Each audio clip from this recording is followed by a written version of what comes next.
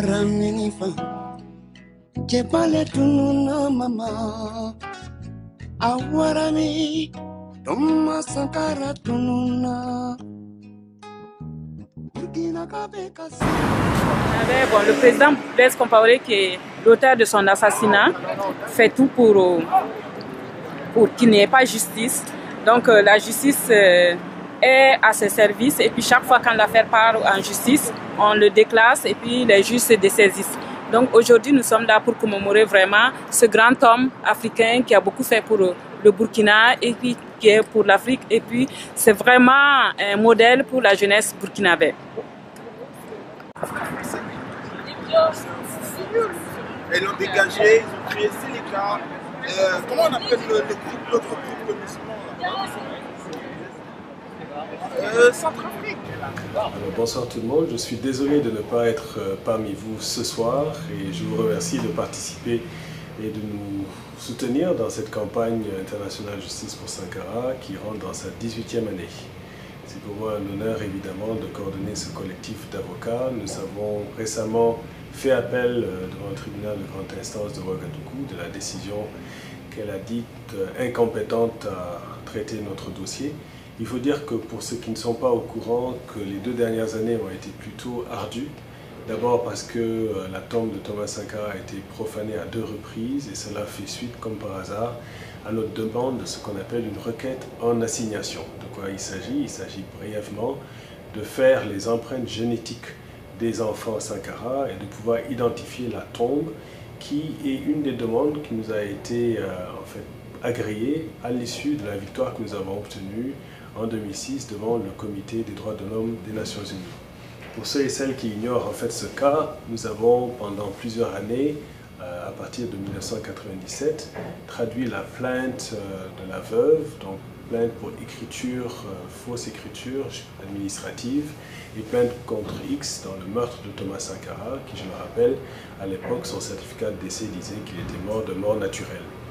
Nous avons obtenu, après moult arguties, que ces dossiers ont été rejetés, ont été présentés devant le Comité des droits de l'homme des Nations Unies, en vertu en fait du pacte et du protocole que, heureusement pour nous, le Burkina avait signé et ratifié. L'ayant ratifié à ce moment-là, il s'exposait évidemment que des parties civiles puissent porter ce cas devant des instances internationales qui, il faut le dire, sont très mal outillées pour régler ce genre de situation. À l'issue donc d'une longue procédure, on a fini par obtenir, en vertu de l'article 17, des reconnaissances pour la veuve. En d'autres mots, on reconnaissait que le droit d'enquête n'avait pas été donné par le procureur et le ministre de la Défense. Thomas a été assassiné en compagnie d'une dizaine de ses partisans et collègues. On a reconnu que la non-rectification du certificat de décès est une atteinte aux droits de la veuve et ses enfants, la non-reconnaissance du lieu de sépulture et une compensation. À l'issue de cela, l'État parti a prétendu donner une compensation qui correspondait en fait à la somme qu'il retenait pour les émoluments et en fait la pension de retraite due à la veuve, qui a d'ailleurs de toute façon refusé cette somme tant et aussi longtemps qu'il n'y avait pas une justice dans cette affaire. Et ce qui est intéressant, c'est qu'à l'époque, la présidence de ce comité était aux mains de Madame Christine Chanet, qui était une Française, ainsi qu'un parterre de magistrats, qui ont finalement considéré que le Burkina avait rempli ses obligations en reconnaissant 3 choses. D'abord, ils ont rectifié le certificat de décès, comme quoi Thomas est simplement mort, et ce qui est en fait la vocation de tout certificat de décès. Et ils ont considéré que l'État parti avait rempli quand même, avait suffisamment été humilié dans cette affaire, et que la possibilité d'une compensation est en fait, l'affaire devait être classée. Donc nous on les a pris au mot, on a dit bon, puisque le lieu de sépulture n'a pas été reconnu, et comme il y a une douzaine de tombes et qu'on ne sait pas véritablement laquelle c'est, le tribunal nous avait donné le droit de savoir laquelle est la tombe, et donc on a fait l'expertise génétique avec la possibilité de pouvoir faire des empreintes contradictoires, c'est-à-dire une expertise indépendante. On a déposé cette affaire-là, ce qu'on appelle donc une requête en assignation. Elle a été refusée, et au mois de mai dernier, nous avons reçu cette position et nous avons fait appel avec nos avocats terrain. Et l'affaire est donc toujours pendante devant les cours de Ouagadougou.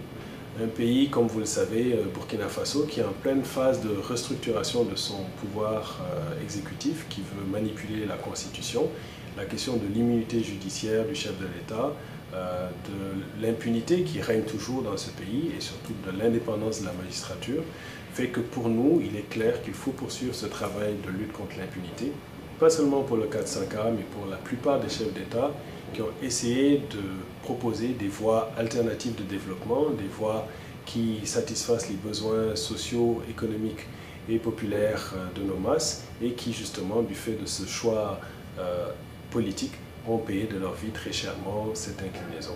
Et donc aujourd'hui, ce 15 octobre est pour nous une date significative. Je serai normalement à Dakar au Forum social africain au moment où vous tenez ces choses-là, forum qui est d'ailleurs porté avec l'esprit de Thomas Sankara, qui va être probablement la pierre angulaire de ce forum. Et donc nous aurons une grande pensée avec toutes les autres organisations qui, de par le monde, souhaitent évidemment propager la lutte pour un développement panafricain autocentré. Voilà.